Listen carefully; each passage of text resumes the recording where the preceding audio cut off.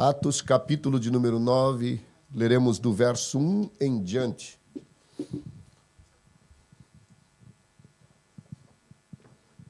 Está na tela, quem não achou, pode acompanhar na tela. Quem quiser acompanhar na Bíblia, fique à vontade. E Saulo, respirando ainda ameaças e morte contra os discípulos do Senhor, dirigiu-se ao sumo sacerdote, pediu-lhe cartas para Damasco, para as sinagogas, a fim de que, se encontrasse algum desses do caminho, quer homem, quer mulheres, os conduzisse preso a Jerusalém. E indo no caminho, aconteceu que, chegando perto de Damasco, subitamente cercou um resplendor de luz do céu. E, caindo em terra, ouviu uma voz que lhe dizia: Saulo, Saulo, por que você me persegue? E ele disse: quem é, Senhor? E disse o Senhor: eu sou Jesus, a quem você persegue. Duro é para ti recalcitrar contra os agrilhões. E ele, tremendo e atônito, disse: Senhor, que queres que eu faça? Disse-lhe o Senhor: levanta-te, entra na cidade, e lá te será dito o que convém fazer. E os homens que iam com ele pararam espantados, ouvindo a voz, mas não vendo ninguém. E Saulo levantou-se da terra, abrindo os olhos, não via ninguém, e guiando-o pela mão, o conduziram a Damasco. E esteve 3 dias sem ver, não comeu e nem bebeu. E havia em Damasco um certo discípulo chamado Ananias, e disse-lhe o Senhor em visão: Ananias. E ele respondeu: eis-me aqui, Senhor.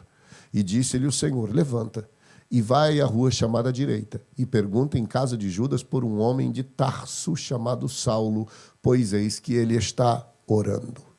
Amém. Vamos ficar só nesse. Podeis assentar, queridos.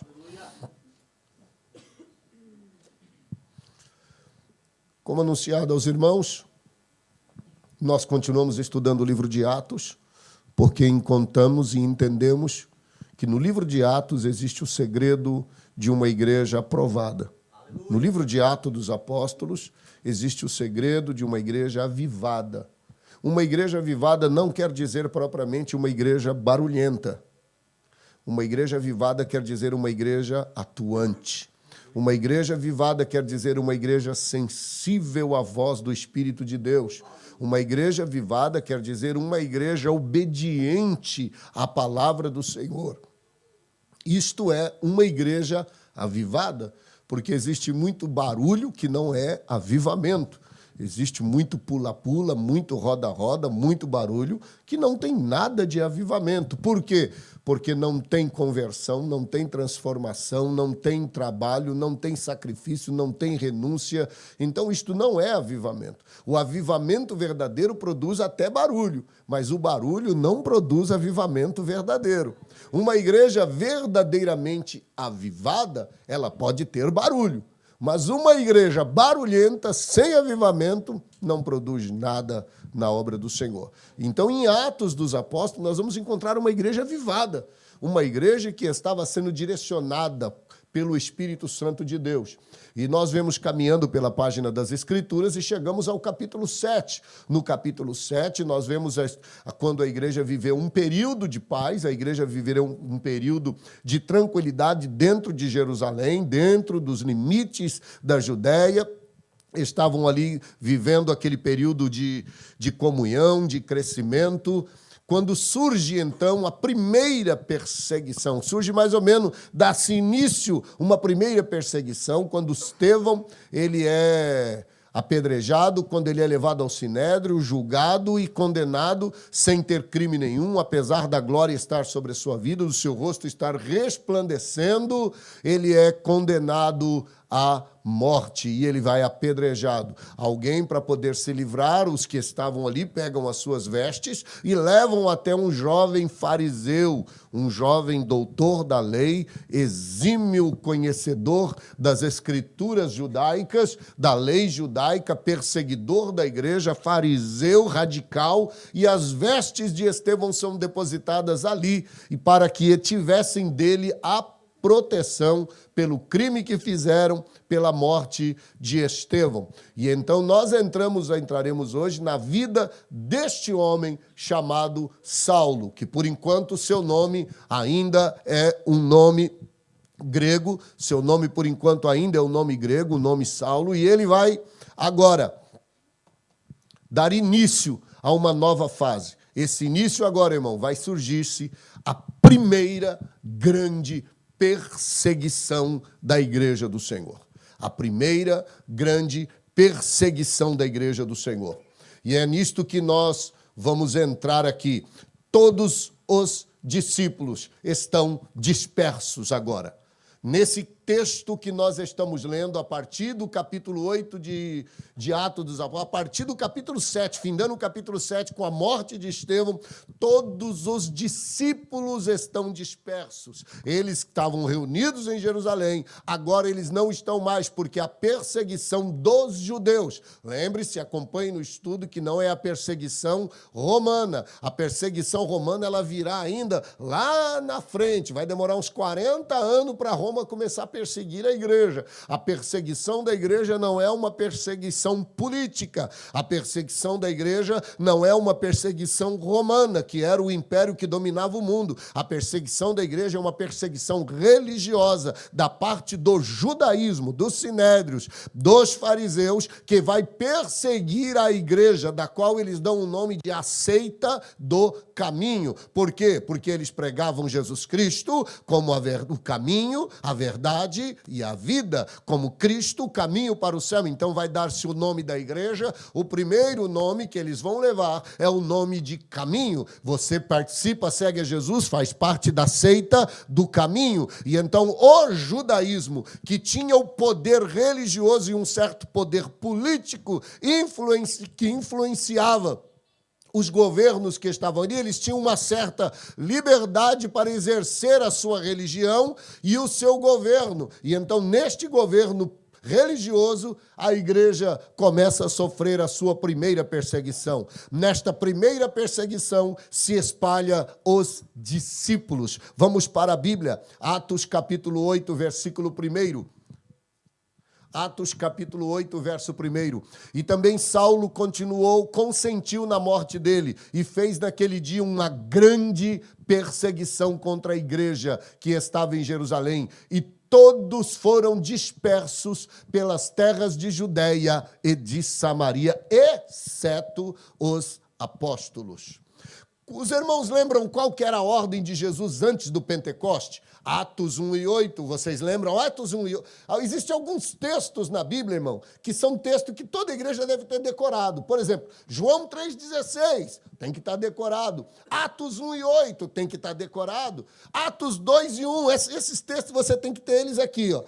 Filipenses 3 e 13, Filipenses 4 e 19, Salmo 23, Salmo 46, esses têm que estar decorados aqui, ó.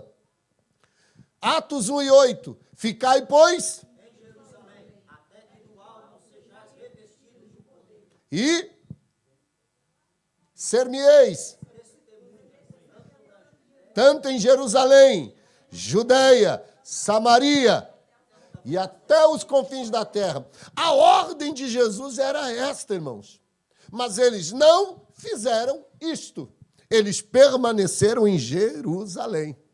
Eles estavam tendo tudo em comum em Jerusalém. Eles compartilhavam o pão, compartilhavam os bens e estavam tudo em comum. Se não há uma interferência, eles permaneceriam em Jerusalém e o evangelho seria restrito em Jerusalém. Então, agora, com a morte de Estevão, um dos primeiros mártires, com a morte de Estevão, Saulo consente na morte. E naquele dia, a Bíblia diz, e naquele dia, Saulo já sai dali respirando ódio e já sai caçando crente. Quando ele começa a caçar crente, a Bíblia diz que os discípulos se espalharam. Ficou em Jerusalém apenas os apóstolos, só os 12.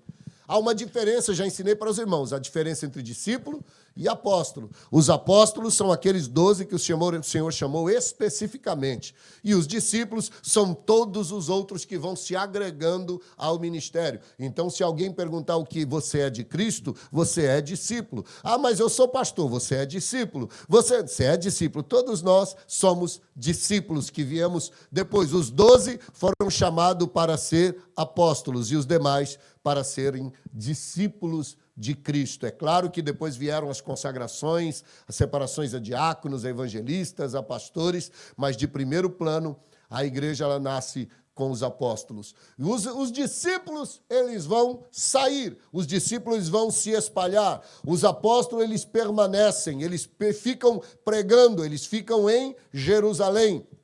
Nesse espalhar dos discípulos, irmãos, nesse espalhar, um deles que sai chama-se Filipe, que é um dos diáconos separado no capítulo 6 de Atos. Filipe, ele vai sair, eu estou dando só um conceito histórico para a gente chegar até onde a gente vai indo. Um desses diáconos que se espalha é Filipe.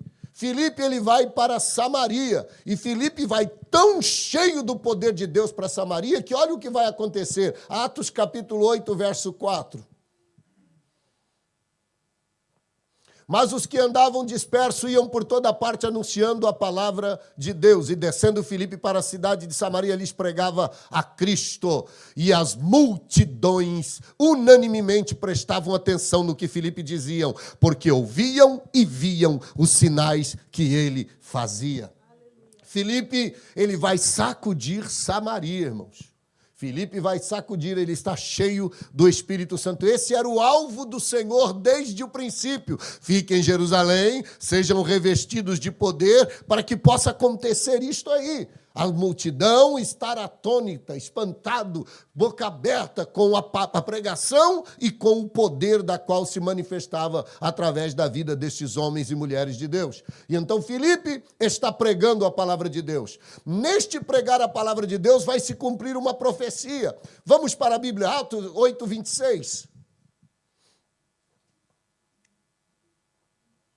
E o anjo do Senhor falou a Filipe, levanta-te e vai para o caminho do lado do sul, ao caminho que desce de Jerusalém para Gaza, que está.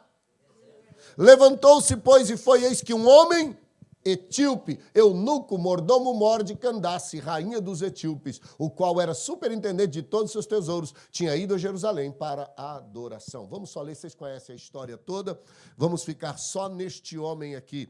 Filipe está pregando em Samaria, Samaria está debaixo de um avivamento, Samaria está crescendo, as multidões estão afluindo para ouvir a palavra de Deus, mas de repente o Espírito Santo diz para Filipe, irmão, uma das coisas que eu falei de igreja avivada é uma igreja sensível para ouvir o Espírito Santo de Deus. Nós precisamos afinar os nossos ouvidos, porque o Espírito Santo ainda fala nos dias de hoje. O Espírito Santo ainda fala com obreiros, o Espírito Santo ainda fala com crentes, o Espírito Santo ainda fala com pessoas. Eu ouvi esses dias pessoas que testificaram e disseram, o Espírito de Deus falou comigo que é tempo de ser mais crente, e eu tenho visto a mudança, então eu entendo que foi realmente o Espírito Santo que falou com estas pessoas. O Espírito Santo ainda fala nos dias de hoje. E Filipe, sensível à voz do Espírito de Deus, sensível ao Espírito Santo, ele deixa o avivamento de Samaria e ele vai para o caminho do deserto, para uma estrada deserta.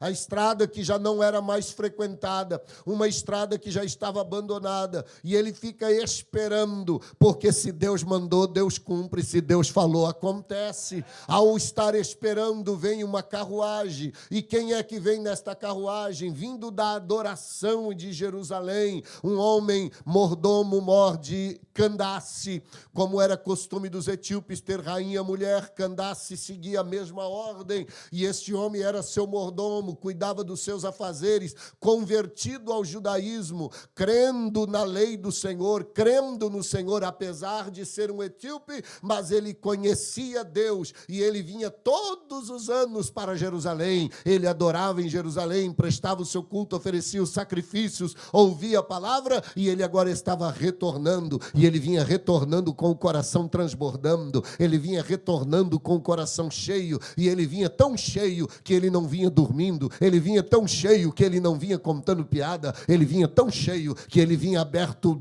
a Bíblia no livro de Isaías, no capítulo 53, e ele vinha lendo a palavra e dizendo, quem deu crédito à nossa pregação, a quem se manifestou o braço do Senhor, e ele vai lendo, e o Espírito Santo diz a Filipe, Filipe, corre, alcança o carro, e Filipe vai correndo do lado, irmão, e entenda que às vezes as coisas de Deus parecem coisas de louco, às vezes você não entende quando alguém diz assim, vira para a pessoa e diz, diga ou dá um abraço. As coisas de Deus nem sempre elas têm uma lógica, porque elas são feitas no sobrenatural e elas vão pela fé. E agora o Filipe poderia dizer: Senhor, eu correr do lado de uma carruagem, sair correndo feito doido. Irmão, ele não questiona, ele só corre. Se Deus mandou, não questiona, só faz. Se Deus mandou, pastor, eu estava no culto e eu senti Deus falando comigo para orar por alguém. Irmão, só ora, porque se Deus falou, algo soberano acontece. Ele corre, ele alcança, ele ouve. E ao ouvir, ele pergunta: você entende o que lê? E ele disse: eu não entendo. Ele disse: então sobe para cá. E ele sobe, prega Jesus, anuncia Jesus. E este homem é batizado nas águas. E se você não sabe, sai dali. O primeiro missionário transcultural. O evangelho rompe as fronteiras de Jerusalém, da Judéia, e ele entra na Etiópia. Abra a Bíblia nos Salmos, por favor. 68, verso 31. Vocês acham que existem coisas aleatórias, por acaso, na Bíblia? Não, irmão. Aleluia. Príncipes virão do Egito, e a Etiópia cedo estenderá para Deus as suas mãos. Aleluia, Filipe estava sendo usado por Deus e cumprindo uma profecia que está lá nos Salmos. Aleluia, o Senhor estava cumprindo cedo. A Etiópia já está estendendo para o Senhor a mão. Este homem chega na Etiópia, irmãos, já trazendo o evangelho, cheio do Espírito Santo e anunciando Jesus Cristo. Ele vai para Jerusalém, conhece a lei, no caminho ele conhece Jesus e ele chega agora na Etiópia, conhecendo a lei, mas trazendo a graça salvadora no seu coração. Segundo a história, segundo os historiadores, este homem foi um dos primeiros missionários que fez com que a Etiópia conhecesse a graça e a verdade. O evangelho cresce em Samaria. O evangelho está vivendo agora, irmãos, um período de uma prosperidade. Há uma perseguição dos judeus, mas não há uma perseguição dos romanos. Quem comandava na época eram os romanos. Os romanos tinham o domínio.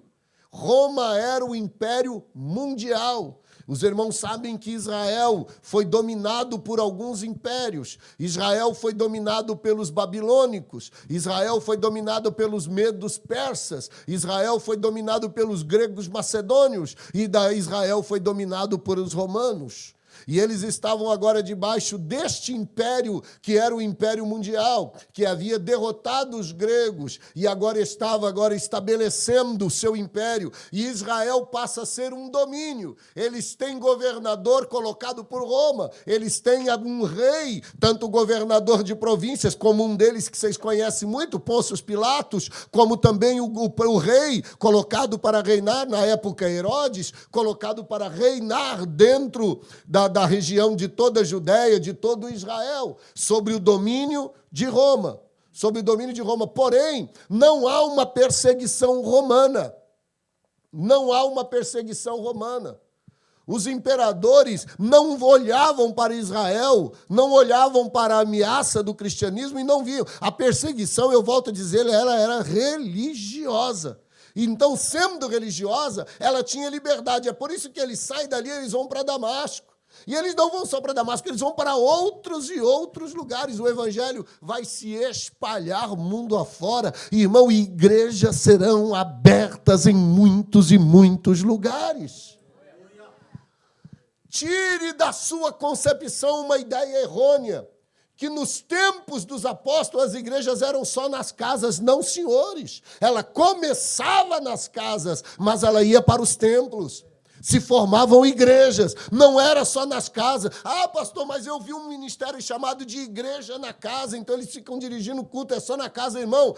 Esse não é o modelo de Atos. As igrejas se reuniam nas casas, nas praças, nas sinagogas, nos templos, nas cavernas, em qualquer lugar que desse para o povo reunir, pregar, orar, cantar e anunciar, eles estavam reunidos.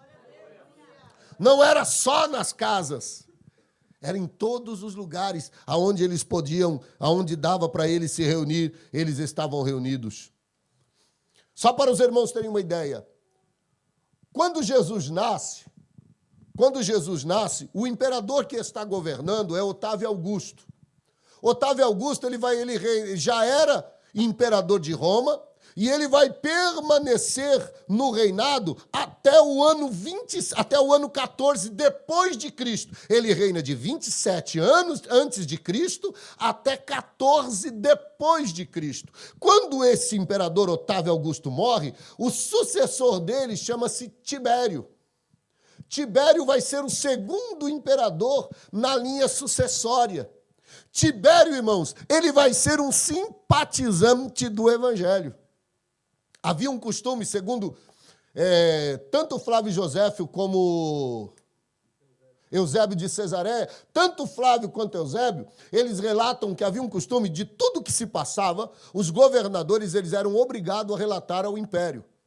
Pilatos relata ao imperador Tibério tudo o que acontece em Jerusalém, tudo o que aconteceu na Galileia. Ele relata que Jesus foi julgado, ele relata os milagres de Jesus, ele relata a morte e a ressurreição de Jesus, ele relata que muitos disseram ter visto ele ressuscitado, ele vai relatar, e isso vai chegar ao coração do imperador muito bem. Tibério vai receber esta mensagem. E ele vai levar esta mensagem até o Senado para fazer com que Jesus fosse reconhecido como um deus romano também. Só que há um problema. Havia uma lei, um costume, que todos os deuses de Roma, para serem considerados como deus, eles tinham que passar pela aprovação do Senado. Eles tinham que ser aprovados por maioria no Senado. É igual o Vaticano, para ser aprovado como Papa, para ser beatificado os santos, tem que ter o mínimo de aprovação dos bispos da Igreja Católica para ser aprovado como santo, para ser reconhecido como santo. Então, para ser levado como um deus, para ser aprovado como um deus romano, tinha que ser aprovado primeiro para o Senado. E o Senado não vai gostar da ideia.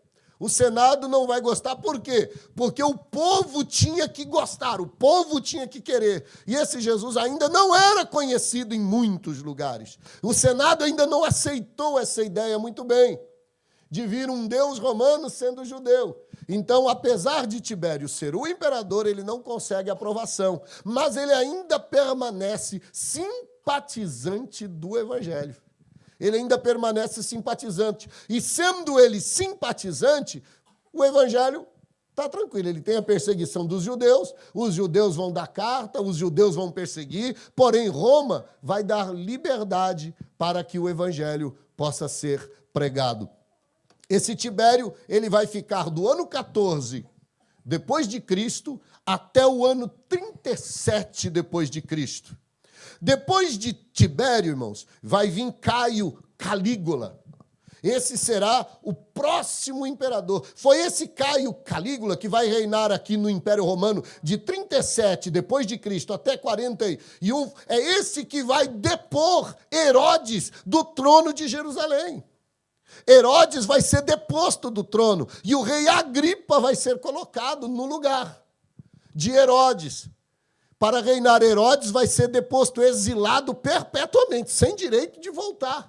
E Agripa, o rei Agripa, você vai entender quando você lê o livro de Atos, você vai ver o apóstolo Paulo tendo um diálogo com o rei Agripa. Esse rei Agripa foi colocado por Caio Calígula, o imperador conhecido, passa filmes antigos sobre o imperador Calígula, que era muito ruim também, porém não perseguia os cristãos. Esse imperador é o que vai colocar esse Agripa como rei dos judeus.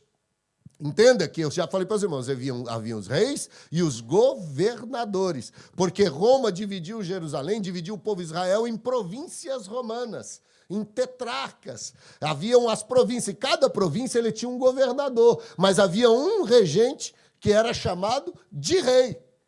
Era chamado de rei. É por isso que quando alguém diz, olha, foi rei dos judeus. Não, rei dos judeus não. Rei dos judeus só tem um que é Herodes. Ah, esse é rei. Não, rei só tem um que é César. Eles não queriam. Mas havia ali, quem é esse, o sucessor de Tibério, esse Caio Calígula, é o que faz tirar esse exílio para Herodes, colocando Agripa no seu lugar. Caio vai reinar, irmãos, do 37 até o 41. De 41 a 54 vai vir um outro imperador, que é chamado de Cláudio. Esse imperador Cláudio, ele vai aparecer nas histórias bíblicas, lá em Atos dos Apóstolos, quando um profeta chamado Ágapo, ele profetiza no livro de Atos dos Apóstolos 11, põe aí na tela para a gente conhecer os textos, Atos 11, 27. E naqueles dias desceram profetas de Jerusalém para Antioquia, e levantando-se um deles por nome Ágapo, Deus dava a entender pelo Espírito Santo que haveria uma grande fome em todo o mundo, e isto aconteceu no tempo de Cláudio César. Cláudio César, Tibério César, Calígula César, todos esses são César. Por quê, irmão? César não é sobrenome. César é título. É igual Herodes. Herodes não é nome. Herodes é título. Então, esse Cláudio César, ele era imperador. Esta grande fome que abateu toda a Judéia, que quase matou os judeus, os irmãos da igreja na Judéia foram socorridos pelos irmãos de Antioquia. Talvez alguém já leu a história bíblica, vai lembrar que Paulo faz uma arrecadação financeira para socorrer os irmãos que estão em Antioquia sofrendo, nesse tempo de Cláudio.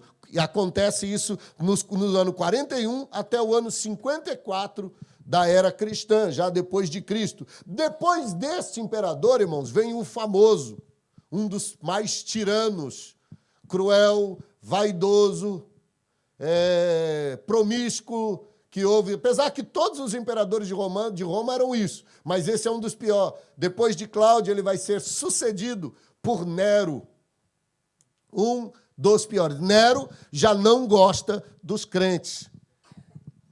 Por que eu estou citando isso aqui, irmãos? Por que eu estou citando? Para os irmãos verem que a perseguição que a igreja vai sofrer não é de Roma. A primeira perseguição não é romana. A primeira perseguição, ela é de judeus, ela é religiosa. Porque, olha, eles vão viver eles vão acompanhar o império de Tibério César, o império de Caio Calígula, apesar das suas maldades, apesar das suas perseguições, apesar de que Caio Calígula, ele odiava os judeus, massacrava os judeus, mas, porém, era os judeus, era a nação, e não a igreja de Cristo. Já Cláudio, também no seu período, ele também é ruim, ele também persegue, ele também é contra os judeus, mas ele também não tem nada a ver contra a igreja. Ele está em paz contra a igreja. Porém, quando chega Nero já não gosta da igreja. Daqui já muda o cenário. A perseguição daqui para frente, irmãos, ela não será mais religiosa.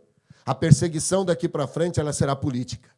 A perseguição a partir do ano 54 depois de Cristo, ela deixa de ser uma perseguição religiosa e ela passa a ser uma perseguição política. E é nessa perseguição política que vão acontecer os principais martírios. É nessa perseguição política que Paulo vai ser decapitado. É nessa perseguição política que Pedro vai ser preso, que Pedro vai ser crucificado de cabeça para baixo. É nessa perseguição política que Nero vai tacar fogo em Roma e culpar os cristãos, porque agora eles já não são mais chamados de a seita de O Caminho, eles são chamados de cristãos. E agora ele vai tacar fogo em Roma, em seu desvairo, em sua loucura, ele vai tacar fogo em Roma e culpar a igreja de Cristo, para que o ódio dos romanos se suscitasse contra a igreja, que havia se expandido. Irmão, a igreja estava em todas as partes. A igreja estava em todas as partes, tinha igreja em tudo quanto é lugar do mundo antigo. Só para a gente terminar aí, chegar até o final, da onde termina-se o primeiro século, Nero vai reinar do ano 54 ao ano 68. Foi esse Nero que julgou e condenou a Paulo e a Pedro. Depois dele vai entrar outro imperador, chamado Vespasiano, 68 até 79. Vespasiano também, irmãos, odeia a igreja. Vespasiano, esse imperador que vai suceder Nero, ele também tem um ódio alimentado contra a igreja de Cristo. Mas vai sair, vai entrar o outro, um chamado Tito, que é o imperador que vai reinar do ano 79 até o ano 81. E nesses anos 79 até 81, esse Tito, ele vai invadir e vai destruir Jerusalém. Esse imperador Tito, nesse ano, ele vai fazer uma das maiores destruições que há. Vocês se lembram quando a Bíblia diz que quem estiver no telhado não desça para as ruas, quem estiver no campo não volte, e ai das grávidas e das que amamentam naquele dia? Já leram esse texto? Quantos já leram? Esse texto não fala sobre arrebatamento, irmãos. E a Bíblia diz: orai para que a vossa fuga não seja num dia de sábado, nem no inverno. Quem estiver no telhado não desça, quem estiver no campo não volte. Fuja para os campos, fuja para os montes. Jesus não está falando do arrebatamento. E ele ainda diz: ai das grávidas e das que amamentam. O Senhor está falando da destruição de Jerusalém nos anos 70 pelo imperador Tito. Nesses 4 anos de reinado apenas desse imperador, ele destrói Jerusalém. Os judeus se refugiam dentro do templo e ele manda destruir o templo com todo mundo dentro. Segundo historiadores, o sangue descia como uma cachoeira pelas escadarias do templo e milhares de judeus morreram. E o próprio Senhor Jesus, ele disse: se Deus não tivesse misericórdia e não abreviasse os dias desse imperador, se os dias dele continuasse, nenhum judeu se salvaria. Foram apenas 4 anos, porque o Senhor cortou o seu reinado. Com apenas 4 anos de reinado. Nós estamos conhecendo um pouco da história da igreja, irmãos. Estamos conhecendo um pouco da história da igreja. Esse imperador, Tito, ele vai reinar de 79 até o ano de 81. Ele vai perseguir, ele vai matar. Por que ai das grávidas? Porque é simples. Como é que se corre do soldado, irmãos? Segundo a história, irmãos, os soldados romanos, eles abriam a barriga das grávidas e eles espetavam os bebês em lanças e colocavam fogo nos bebês. As mulheres não conseguiam fugir. Se o Senhor disse: olha, para que não seja num dia de inverno. Por quê? Porque eles deixariam as suas casas e morreriam nos campos. O Senhor preservou o seu povo. Pastor, permita-me agora deixar um pouco a teologia, deixar um pouco e conjecturar. Por que Deus permitiu isto? Por que Deus permitiu que o seu povo fosse massacrado? Não foi Deus que permitiu, foi o povo que escolheu. Quando falaram: eis aqui o rei dos judeus, os judeus disseram: nós temos um único rei, que é Nero. Nós temos um único rei, que é o imperador de Roma. E agora o Senhor disse: então tá bom, esse é o seu rei. Aí o que acontece quando é o seu rei? O povo... Vocês lembram que quando Jesus estava sendo julgado, Pilatos disse: eu não vejo nada para condenar este homem. Quem vocês querem que solte, Barrabás ou Jesus o Nazareno? Eles disseram: solte Barrabás e crucifica o Cristo. Ele disse: mas eu não vejo nele culpa. Recaia sobre nós e sobre os nossos filhos o sangue deste inocente. Recaia sobre nós e sobre os nossos filhos o sangue deste homem. E o sangue recaiu mesmo, irmão.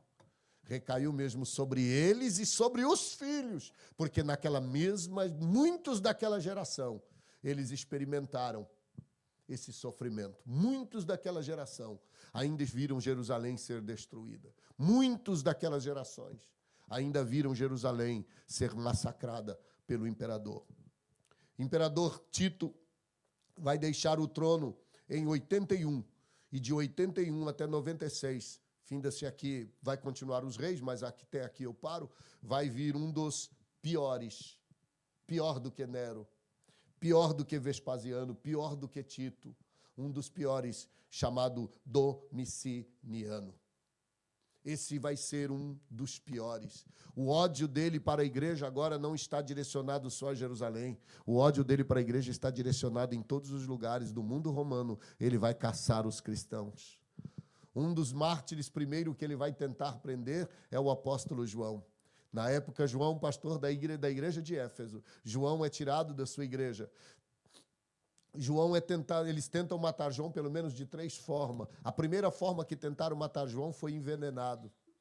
Mas o veneno não aconteceu. Segundo historiadores, quando anunciaram para João que ele foi envenenado, que aquilo que ele bebeu estava envenenado. A história, melhor dizendo, a história, ela relata que João, ele bradou e apelou para Marcos 16 e 15, e ele disse: Senhor, a tua palavra diz, se beberes alguma coisa mortífera, não vos fará dano algum. E nada aconteceu com João. Convocando uma grande cerimônia, esse é o imperador Domiciano, convocando uma grande cerimônia, todo o povo, ele manda colocar na praça um grande tacho de azeite e manda colocar fogo. Quando o azeite está na sua maior e na sua mais terrível temperatura, João é lançado dentro do tacho de azeite, aos gritos e êxtase da multidão. João é lançado dentro do tacho, mas para surpresa de todos, quando a fumaça baixa, o homem de Deus se levanta dentro do tacho sem nenhum ferimento.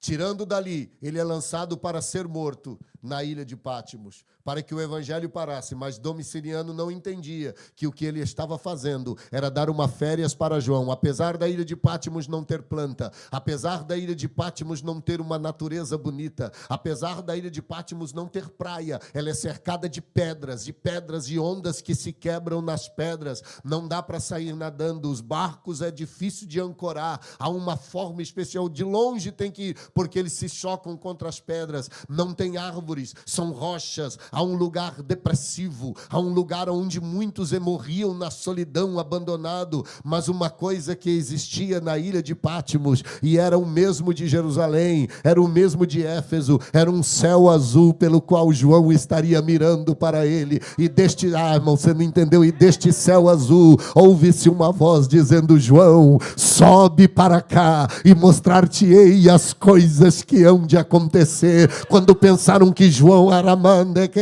quando pensaram que João morreria, aleluia, depressivo na ilha das pedras, os céus aparecem, os céus se abrem, e o Senhor disse: depressivo, para quem está sozinho, sobe para cá, aqui você tem companhia. Irmão, dá um glória a Deus aí, aleluia. Prega o evangelho, porque ele não te deixa só, prega o evangelho, que ele não te deixa abandonado, prega a palavra, aleluia. Deixa eu voltar para o estudo.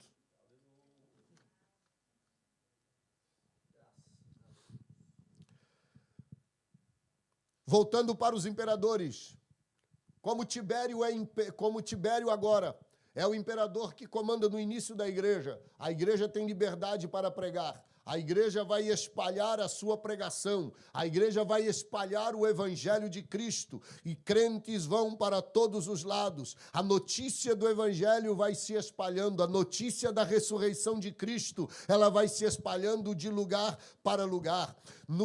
Isso que vai entrar, irmãos, do capítulo de número 8, vai sair de Filipe para entrar no capítulo de número 9, o evangelho está crescendo tanto, que a notícia do evangelho vai chegar na casa de um homem chamado Cornélio, um centurião chamado Cornélio. O evangelho vai chegar na casa deste homem. Paulo ainda está num período de separação, Paulo ainda está num período de preparação, e quando o evangelho vai chegar na casa desse centurião, o que é um centurião? Ele era um imperador, um governador romano que cuidava de uma centúria, de 100 soldados, tinha influência, tinha riqueza, tinha posse, tinha nome, mas não tinha Jesus Cristo como Salvador. A mensagem vai chegar até ele, um anjo vai aparecer e vai dizer: Cornélio, as tuas orações e os teus jejuns chegaram diante de Deus, mas ainda falta para você algo muito importante. A sua oração é sincera, o seu jejum é sincero, mas te falta uma coisa importante. Ele disse: o que é que falta? Eu não posso lhe dizer, não fui autorizado, mas manda os teus servos até Jope, chama um homem chamado Pedro, e ele vai anunciar aquilo que você precisa saber.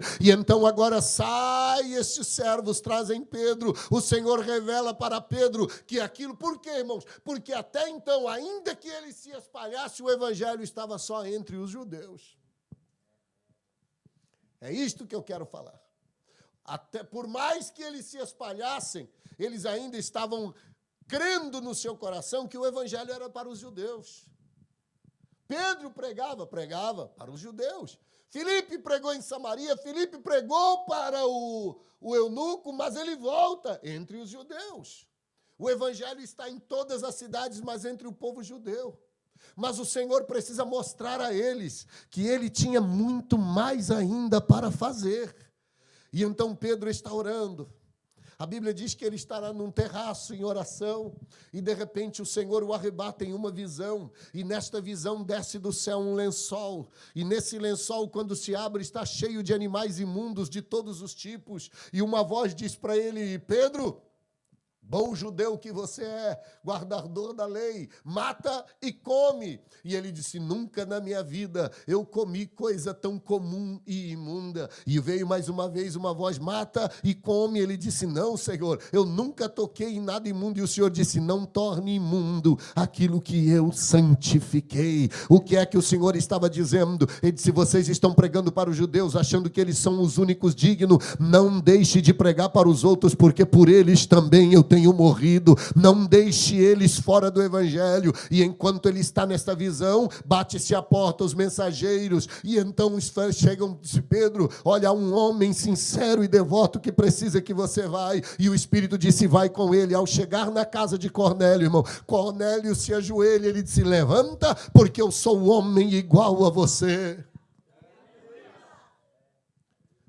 Fala pra gente. E a Bíblia diz que Pedro, começando a pregar a palavra, falar de Jesus, caiu o Espírito Santo sobre todos eles, sobre toda a casa de Cornélio. Aleluia! E agora, o evangelho sai das fronteiras do judaísmo. O evangelho sai do meio dos judeus. E ele entra agora, aleluia, em Cesareia Marítima, na casa de um gentio, reunido a família de gentios. Eles estão em termos de Israel, mas em casa de gentios. Eles estão em termos de israelita, porque eles estavam em Cesareia. E lá em Cesareia havia esta família de gentios, a qual o evangelho chega, e não chega com pouca coisa não, irmão. O evangelho chega com poder, e todos eles foram cheios do Espírito Santo e começaram a falar em língua do mesmo jeito que eles. É tanto que quando Pedro vai ser questionado: por que é que você lhe disse assim, como é que eu podia negar de batizar esse povo nas águas, se eles receberam o Espírito do mesmo jeito que nós recebemos lá no dia de Pentecoste? Irmão, entenda, esse Espírito ainda continua operando nos mesmos dias. Ele não ficou. Quem diga, tem muita gente por aí seguindo os pregadores da internet, os grandes filósofos, os pensadores que estão lá e estão dizendo: o evangelho ficou lá, o batismo foi só para aqueles. Não, irmão, a minha Bíblia diz que o evangelho chegou na casa de Cornélio e o batismo com o Espírito Santo chegou também. O evangelho diz que lá em Éfeso, Paulo vai encontrar 12 discípulos de João, ou 19, não me lembro mais, vai orar por eles, e eles vão ser batizados com o Espírito Santo. E não parou por lá. Sabe por que não parou por lá? Porque ele me alcançou, ele alcançou a vida de muitos que aqui estão, e pode alcançar a sua vida também. Glória a Deus.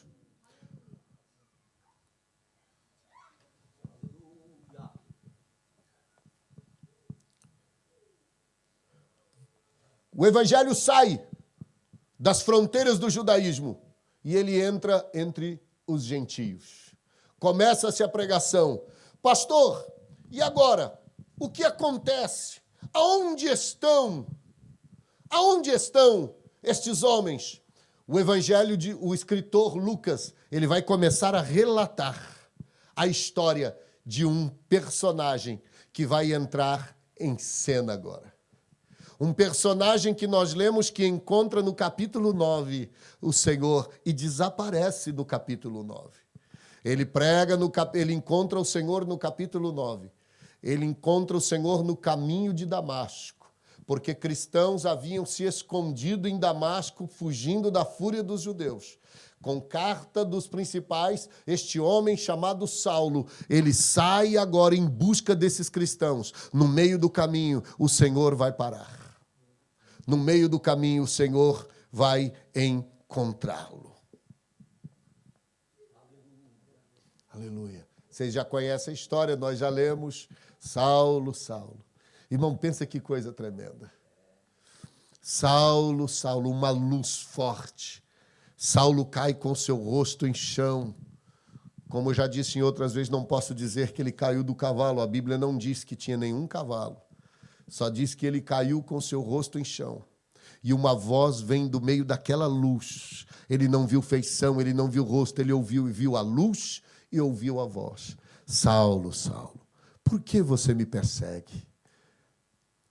Ele disse, quem é, Senhor? Ele disse, eu sou Jesus, a quem você persegue. Dura coisa para ti é tentar resistir os meus aguilhões. Ou seja, o Senhor disse, eu vou cutucar você e você não tem como resistir. Senhor, o que eu faço? Vai até a rua chamada direita. Continua para Damasco. Vai até a rua chamada direita. E lá vai ser te dito o que você deve fazer. Ele vai até Damasco, a rua direita, fica na casa 3 dias, cego, jejuando e orando. 3 dias, a Bíblia ainda diz, 3 dias sem comer e sem beber. E então o Senhor, através do seu Espírito, aparece para Ananias e disse, Ananias, discípulo amado do Senhor. Ananias, que fazia parte da conversão dos discípulos e dos que fugiram de Jerusalém. Ananias vai até a rua direita. Lá tem um homem chamado Saulo. O Senhor poderia ter dito, vai até a rua direita. Lá tem um homem que está orando, vai lá orar por ele. Ele iria tranquilo. Lá tem, quando o Senhor disse, lá tem um homem chamado Saulo, ele disse, Saulo? Senhor, tem certeza? Saulo, ele vem respirando ódio com carta para prender e matar todos os que pregam em teu nome. O Senhor disse, é verdade, mas vai lá, porque ele já está orando. E outra coisa, eu vou fazer dele um vaso escolhido, aleluia, para sofrer pelo meu nome. Se o Senhor está mandando, então eu vou. Irmão, eu creio, olha, eu consigo imaginar Ananias chegar na porta e dizer, isso é uma armadilha, isso não vai dar certo. Ele chega na porta, Saulo, entra. Ele entra, Saulo, ele disse, o Senhor que te apareceu no caminho, aleluia, me mandou aqui orar para que você recupere a sua visão. Ah, irmão, a Bíblia diz que quando ele ora, as escamas dos olhos caem. Paulo é cheio do Espírito Santo. Ele é batizado nas águas e dali se dá início à história do maior evangelista de todos os tempos. Glória a Deus. O capítulo 9 descreve a sua conversão. O capítulo 9 descreve a sua conversão.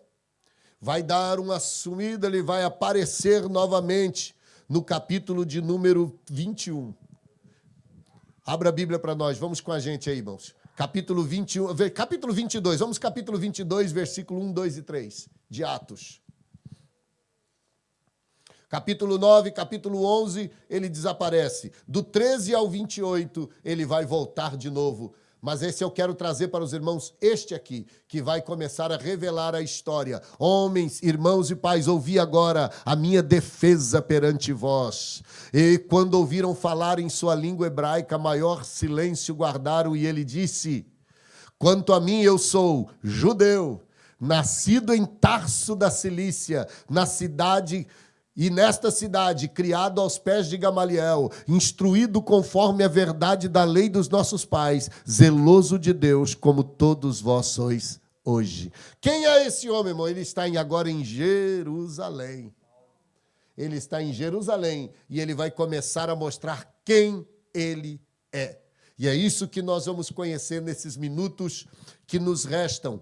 Quem é este homem? Então o texto aqui já revela que esse homem é nascido na cidade de Tarso. Tarso é uma cidade da Cilícia, uma província de domínio romano também. Hoje ela se reside na Turquia, mas nessa época Tarso, uma grande cidade. Tarso não é pequena. Tarso ela é tão proeminente e conhecida como Atenas e Alexandria no Egito. Tarso é uma cidade de fama, uma cidade de posição. coração. E este homem, filhos de judeus, da tribo de Benjamim, que moravam em Tarso com cidadania romana, Paulo vai nascer e já herdar esta cidadania, vai nascer em Tarso, dentro dos costumes dos judeus. Saulo, apesar de viver em uma terra fora dos limites de Jerusalém, mas era filhos de judeus. Filhos de judeus da tribo de Benjamim. E vão criá-lo na doutrina do judaísmo. E ele vai ser dedicado nisto que está sendo ensinado a ele. Ele vai se dedicar de todo o seu coração. Os irmãos sabem que existe até hoje, são mais de 2000 anos, o costume, a prática do bar mitzvah, que é a preparação do adolescente para que ele possa ser instruído. Ele vai ser apresentado desde a sua infância até os seus 13 anos para o homem, 12 anos para a mulher. A mulher não tem muita importância. Para essa prova, era muito simples para as mulheres. Elas deveriam citar alguns textos, conhecer alguns textos. Mas o jovem, o garoto que vai fazer o bar mitzvah, ele deveria conhecer, ter lido todo o Pentateuco, responder perguntas sobre esse Pentateuco. Depois de aprovado, seria direcionado o lugar aonde ele estaria aprendendo, o lugar aonde ele estaria... Ele poderia escolher o mestre com o qual ele estaria aprendendo. Saulo vai passar por isto. Dedicado, vai fazer o bar mitzvah, o filho do mandamento, ou bar mitzvah quer dizer o filho da lei, ou filho do mandamento, é a tradução para bar mitzvah. Ele vai fazer isto e ele vai agora provar com excelência, ele vai passar com excelência e ele vai escolher o local e o mestre que ele quer aprender. Ele vai escolher de Tarso, eu posso escolher agora aonde eu quero estudar. E eu quero escolher aonde, quem vai ser o meu mestre. E ele escolhe para estudar, ele escolhe Jerusalém, e o mestre dele não vai ser nada menos do que Gamaliel, neto de Hilel, um dos maiores teólogos da lei dos judeus. E Saulo vai ser educado, ele vai ser ensinado nesta lei durante os anos da sua vida, ele vai ser formado e com autoridade ele vai crescer nesse conhecimento, irmãos. Desde os 13 anos ele vai estudar com Gamaliel, o maior mestre do judaísmo, o maior mestre da lei. Nós estamos conhecendo, antes de nós conhecermos a obra, nós estamos conhecendo a pessoa de Paulo. Antes de nós entrarmos para a obra, porque falar das suas viagens missionárias é maravilhoso, falar de como ele fez milagres, falar das suas prisões, das primeiras igrejas, qual foram os primeiros lugares, isso é maravilhoso, mas nós precisamos conhecer a pessoa. Saulo não nasceu, irmão, da noite para o dia. Tem gente que entende, olha para a vida de Saulo e diz assim, não, ele se converteu, 3 anos depois ele já está em Jerusalém pregando, mas você esquece que é durante toda a sua infância e durante toda a sua juventude, ele passou estudando a palavra de Deus. Ele vai se converter ao cristianismo, ele vai ser transformado no cristianismo, ele vai se dedicar agora em mostrar Jesus dentro da lei, mas uma lei que ele já conhecia, e diz a Bíblia que ele era zeloso por ela. Nós vivemos tempos, irmãos, onde nós estamos desprezando a lei, desprezando o conhecimento. E se nós estamos, quanto mais os nossos filhos. Agora eu deixo um pouco o conteúdo teológico e eu passo a um conteúdo prático e doutrinário para a igreja. Irmão, nós estamos afastando os nossos filhos do culto. Nós tiramos eles do culto. Eles não têm mais. Quantos de nós, irmãos? Nós achamos que os nossos filhos não recebem a palavra. Dia de domingo, pregação, tem que ter salinha. Por quê? Meu filho não pega, ele não participa, e nós tiramos eles. E às vezes isso me incomoda, irmão, apesar da gente ter salinha. Mas isso me incomoda. quando eu vejo todas as crianças saindo na hora da palavra domingo. Por que, pastor, te incomoda? Porque eu venho de uma época, talvez vocês não conheceram, talvez vocês viveram um outro período, mas eu venho de uma época onde eu vi num culto de domingo, nos cultos de sexta, Jesus batizar a criança com o Espírito Santo na hora da pregação. Talvez vocês não conheçam, mas eu vim de uma época, irmãos, onde num culto de domingo eu vi as crianças virem ajoelhadas para frente, banhadas de lágrima e serem batizadas com o Espírito Santo. Talvez vocês não conhecem, mas eu vim de uma época, num culto de domingo, no meio de uma pregação, onde eu vi crianças serem levantadas em profecia e toda a igreja se calar para ouvir Deus falar através de uma criança. Mas hoje não, irmãos. Por quê? Porque nós tiramos as nossas crianças do culto. Se eu não tiro do culto, eu empurro um celular para ela com um fone de ouvido. Há poucos dias, não estou falando do fone de ouvido, eu entendo, por favor, irmã Fabiane, eu entendo a criança autista, não leve para esse lado, mas eu já vi, aconteceu na nossa igreja, neste local, quando foi um dia eu chamei uma irmã, neste local não, no outro, eu chamei a irmã, e eu disse, irmã, por que na hora que chega no culto, a senhora dá o celular e o fone para sua filha, e ela fica vendo desenhinhos, joguinhos, musiquinhas, e ela disse, pastor, ela não participa, ela não entende nada do culto que está, então para ela não ficar encher, eu deixo isso. Eu digo, irmã, a senhora está matando a fé da tua filha, não faz isso não. E ela, pastor, ela não participa, a senhora não deixa. Na hora que ela chega, a senhora já empurra o celular, empurra o fone, e então ela não aprende nunca, tira isso dela. Quando foi um dia ela tirou, não deu, a menina chorou, embirrou, fez cara feia, mas teve uma hora no culto que eu olhei e eu vi a menina banhada em lágrimas durante o louvor, louvando e adorando ao Senhor. Irmão, nós precisamos entender, nós somos responsáveis pela personalidade espiritual dos nossos filhos. Nós somos responsáveis. Tudo bem, tem salinha para os pequenos, mas essa salinha deveria ser muito restrita, irmão. Por quê, pastor? Porque os nossos filhos podem ouvir a palavra de Deus. Nós passamos e não morremos. Eu acho que tem filho de crente aqui, irmão, que dormiu debaixo de banco em igreja. Zaqueu já levantou a mão ali. Irmão Wilson já dormiu em banco de igreja. Já levou muito beliscão nas costelas. Quieta, se assenta. Alguém já passou por isso aí? Beliscão, se assenta, quieta. Eu vou sair, não vai sair não. Eu vou no banheiro, não vai, você vai ficar aqui. Você vai ficar aqui, sentado. E ficou. E ouviu. E fortaleceu. E aprendeu. E hoje estão na igreja glorificando o nome do Senhor. Glória a Deus. Paulo, aos 13 anos, irmãos, ele já tem lido o livro da lei. A maioria dos nossos irmãos nem sabe quais são os livros da lei. A maioria dos adultos da nossa igreja não sabe quais são os livros da lei. Ele já tinha lido todos os livros da lei. Aos 13 anos de idade, ele já respondia perguntas acerca da lei. Quem escreveu? Quem era Abraão? Qual promessa foi feita a Abraão? Abraão saiu de onde e foi para onde? Quem sucedeu? Depois de Abraão veio Isaac. Isaac peregrinou em que lugar? Quem eram os filhos de Isaac? Quais são as gerações de Isaac? Depois de Isaac, quem veio? Quem era Esaú? Qual a região que morou Esaú? Qual a região? Eram as perguntas que eram feitas, irmãos. Não era a perguntinha, quem matou Golias? Eu não quero acreditar, mas diz que teve um debate bíblico entre os jovens aí, perguntaram quem matou Golias, um dos nossos jovens errou a pergunta. Eu não quero acreditar. Eu não quero acreditar que isso seja verdade. Foi brincadeira, eu prefiro pensar que foi brincadeira. Que é raro. Mas essas eram as perguntas e eles respondiam. Por quê? Porque eles conheciam. Agora, irmão, pastor, é tempo diferente. Eu pergunto para os irmãos, vamos ser sinceros, vocês estão comigo aqui, amém? Amém.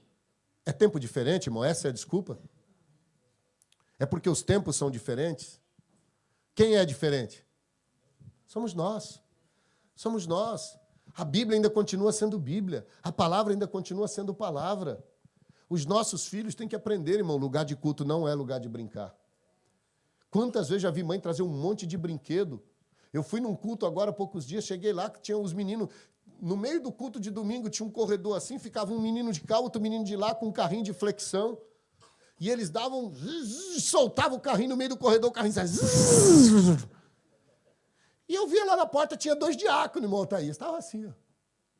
E aí tinha as irmãs sentadas do lado, e eu digo, não, gente. E aquilo vai me dando um formigamento, vai me dando um negócio. Eu fui lá, o cara tem um brinquedo aqui, não vai brincar, não, menino, vai sentar para lá. Você senta para ali, você senta para lá e vai sentar com a tua mãe. Eu vim embora, o pastor foi resolver um problemão depois. O pastor foi resolver um problemão depois, porque tinha gente que queria sair da igreja. Porque esse pastor grosso tomou o brinquedo das crianças. Irmão, ensina o teu filho, a igreja não é lugar de brincar, não, irmão. Não tem que trazer carrinho, não tem que trazer boneca, não tem, não. Não tem que trazer tablet, não tem que ver desenho, não. Aí ele vem para quê? Ele vem para sentar, ouvir, cantar. E se ele dormir, dorme ouvindo e acorda cantando. Vai ficar aí, sentadinho, dando glória. Tem que aprender. Ensina. Parece castigo. Tem menino que acha que vir para a igreja é um castigo, porque já chega, tem que ir para a salinha. Se ele não for para a salinha, já é um castigo. Aos 13 anos, ele estuda com Gamaliel, neto de Hilel. Ele vai para o templo, ele é formado em Jerusalém, entre os maiores dentro da lei. Paulo, ele é cidadão romano, dedicado em tudo. Filipenses capítulo 3, nós já vamos encerrar, falta 2 minutos. Filipenses capítulo 3, versículo 4 até o 6. Paulo está dizendo acerca de si, ele está dizendo, olha, ainda que eu pudesse me gloriar na carne, porque se é para falar de pessoa dedicada, eu sou. Ele está dizendo isso, se é para falar de alguém que estudou, eu estudei. Eu que posso confiar na carne. Por quê? Porque quem pode confiar mais do que eu? Verso 5. Circuncidado ao 8º dia, linhagem de Israel, da tribo de Benjamim, hebreus de hebreus, segundo a lei, fui fariseu. Segundo o zelo, perseguidor da igreja. Segundo a justiça da lei, irrepreensível. Você está vendo? Isso aí, irmão, ele está em debate com a igreja. Está dizendo, vocês acham que vocês são mais judeus do que eu? Porque eles não queriam reconhecer ele como judeu. Você é um helenista. Paulo fazia parte daquilo que eu ensinei para os irmãos em outro culto, do grupo de judeus helenistas, porque ele foi criado em Tarso, em outro idioma. Apesar de ser filho de hebreus, apesar de ser da tribo de Benjamim, os seus pais serem judeus, ele vai ser judeu por nascimento. Mas em outra cidade, cidade de gentios. Então ele vem agora, um judeu helenista, e parece que não querem muito aceitar. Ele diz, vocês estão achando que vocês são melhor do que eu? Se é para gloriar, ele vai dizer, eu sou melhor do que vocês tudinho. Isso aí ele aponta para Pedro, para João. Ele diz, eu sou melhor do que vocês tudinho. Por quê? Porque eu sou judeu de nascimento, eu sou filho de hebreu, eu sou da tribo de Benjamim, circuncidado aos 8 dias, eu perseguidor, zeloso, perseguidor da igreja. E no que tange a lei, isso aí ele reivindica. E no que tange a lei, eu sou irrepreensível. Pensa numa autoridade, irmão. Sabe quando a pessoa pode olhar e dizer assim, eu sou, tipo assim, acha em mim alguma falha da lei. Eu sou irrepreensível. Paulo está mostrando, nós estamos conhecendo a pessoa de Paulo, irmão. Nós estamos conhecendo um homem que foi criado dentro do judaísmo, que aprendeu a lei, que se dedicou. Quando ele perseguia por zelo, cuidando de estar fazendo algo para o Senhor, cuidando de estar zelando da lei do Senhor, ele perseguia o povo do Senhor. Ele disse, segundo essa lei, eu fui muito zeloso e eu persegui a igreja. E no que era a justiça da lei, ninguém podia me repreender. Agora encerro no 7. Mas o que para mim era ganho. Mas para mim o que era ganho, eu reputei por perda, por causa de Cristo.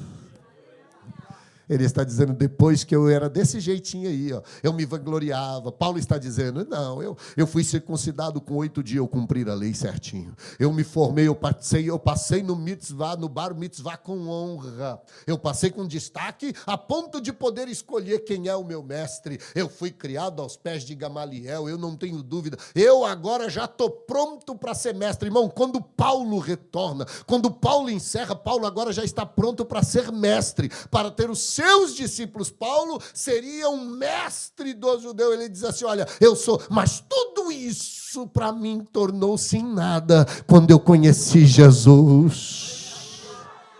Todas estas coisas se tornaram em nada por causa de Cristo. Vamos ficar de pé, põe o 8, vamos ficar de pé. Na verdade, eu também tenho por perda todas estas coisas, pelo excelente conhecimento de Cristo Jesus, o meu Senhor, pelo qual eu sofri a perda de todas estas coisas, e eu considero elas como escória, para que eu possa ganhar a Cristo. Aleluia. Paulo agora, irmão, ele deixa de ser um judeu, um mestre do judaísmo, um professor do judaísmo, um doutor da lei, para ser um apóstolo de Cristo. O seu ministério apostolado não pode ser questionado. Paulo tem todos os requisitos do ministério. Por quê? Porque o ensino de Paulo daqui para frente, irmãos, não é mais baseado no judaísmo. O ensino de Paulo daqui para frente não é mais baseado no que Gamaliel lhe ensinou. O ensino de Paulo daqui para frente não é mais baseado naquilo que ele aprendeu dentro das sinagogas ou dentro do templo. Pastor, em que ele vai basear? Gálatas capítulo 1, versículo 11. Mas eu faço saber a vocês, irmãos, que o evangelho que por mim foi anunciado não é um evangelho segundo os homens. Porque eu não recebi e nem aprendi de homem algum. Irmão, segura aí. O camarada passou metade da vida dele aos pés de Gamaliel. O camarada passou a metade da vida dele sendo instruído por o maior mestre que tinha do judaísmo. Mas ele vai dizendo assim, olha, eu fiquei a minha vida toda, sendo quando era criança no templo, aprendendo com os meus pais e aprendendo no templo. Na minha juventude, eu fiquei aos pés. Eu aprendi esses dias que quando diz aos pés, o pastor Genival Bento, ele ensinando que ele disse, quando eu aprendi que aos pés é comendo poeira, ele tinha que ficar no máximo longe do mestre 3 passos, era o que ele tinha que se distanciar, o máximo que ele podia ficar. Ele disse, eu comi poeira aos pés de Gamaliel para aprender, mas tudo aquilo, que eu estou pregando para vocês, eu não recebi de Gamaliel, eu não recebi dos sacerdotes, tudo que eu estou pregando a vocês, eu não aprendi de homem algum, mas tudo eu tenho recebido pela revelação de Jesus Cristo. Aleluia. Glória a Deus. Fecha os teus olhos.